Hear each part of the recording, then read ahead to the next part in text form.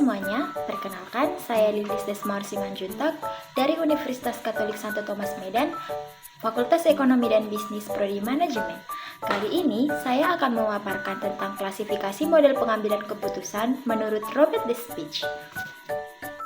Sebelumnya, apa sih pengertian dari pengambilan keputusan? Nah, pengambilan keputusan adalah proses pemilihan alternatif solusi untuk masalah. Secara umum, pengambilan keputusan adalah upaya untuk menyelesaikan masalah dengan memilih alternatif solusi yang ada. Tujuan dari pengambilan keputusan dibagi menjadi dua.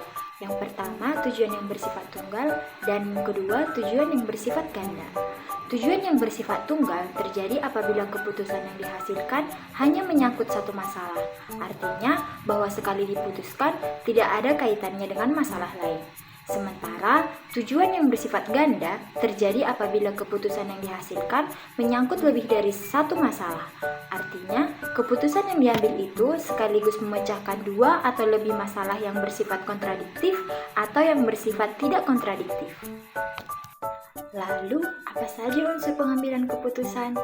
Nah, di sini diterangkan bahwa ada 4 unsur pengambilan keputusan.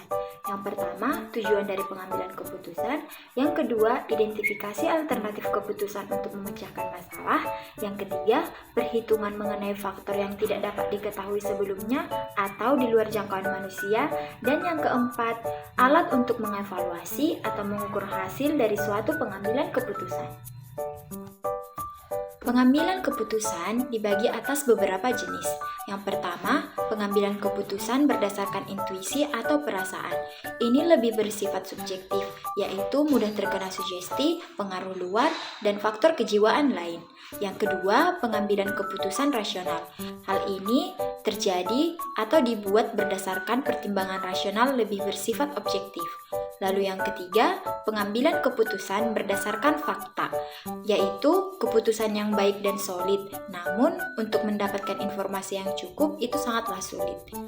Lalu yang keempat, pengambilan keputusan berdasarkan pengalaman. Hal ini sangat membantu dalam memudahkan pemecahan masalah. Lalu yang terakhir, ada pengambilan keputusan berdasarkan wewenang. Ini akan menimbulkan sifat rutin dan mengasosiasikan dengan praktik adiktorial. Sekarang, mari kita masuk ke inti pembahasan kita, yaitu klasifikasi model pengambilan keputusan menurut Robert Despich. Menurut Robert Despich, ada 5 model pengambilan keputusan. Yang pertama, model matematika, yang kedua, model simulasi komputer, yang ketiga, model permainan operasional, yang keempat, model verbal, dan yang kelima, model fisik. Mari kita masuk ke model yang pertama, yaitu model matematika. Dalam model matematika, ada 4 bagian.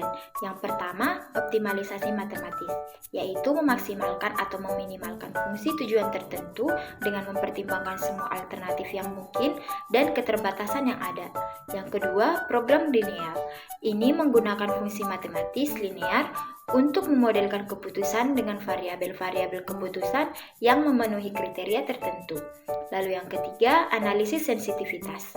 Hal ini menganalisis bagaimana perubahan dalam model variabel-variabel akan mempengaruhi solusi optimal. Lalu yang terakhir, analisis probabilistik. Hal ini menggunakan teori probabilitas untuk mengidentifikasi dan memancarkan risiko yang terkait dengan setiap keputusan yang diambil. Model yang kedua yaitu model simulasi komputer.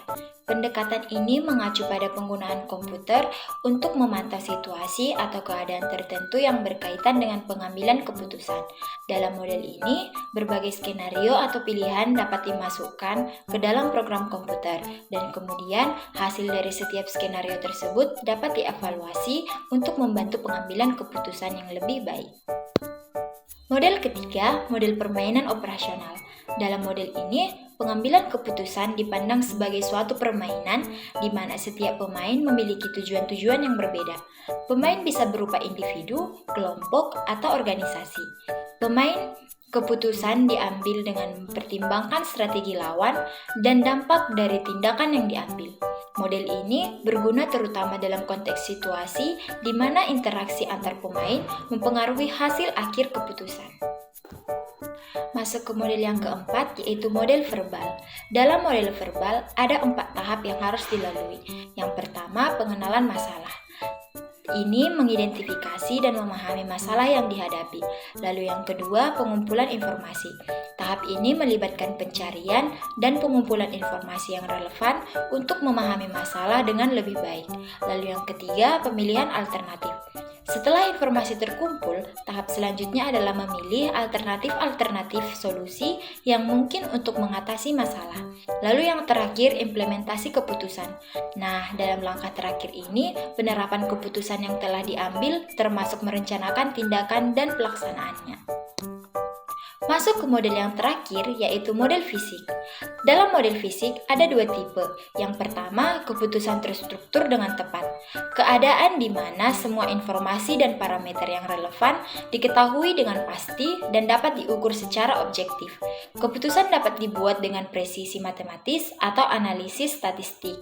Lalu tipe yang kedua, keputusan terstruktur dengan tidak tepat. Informasi yang diperlukan untuk membuat keputusan tersedia, tetapi tidak dengan kepastian penuh. Pada jenis ini, ada sedikit ketidakjelasan atau ketidakjelasan yang mempengaruhi proses pengambilan keputusan. Baiklah teman-teman, dari kelima model klasifikasi pengambilan keputusan menurut Robert Despich disimpulkan bahwa proses pengambilan keputusan dapat diklasifikasikan berdasarkan tingkat struktur dan kepastian informasi yang terlibat dalam proses tersebut. Dengan memahami jenis keputusan yang dihadapi, pengambilan keputusan dapat memilih pendekatan yang sesuai untuk mengatasi kerumitan dalam pengambilan keputusan. Oke, sekian pemaparan saya mengenai klasifikasi model pengambilan keputusan menurut Robert Despich. Thank you and see you!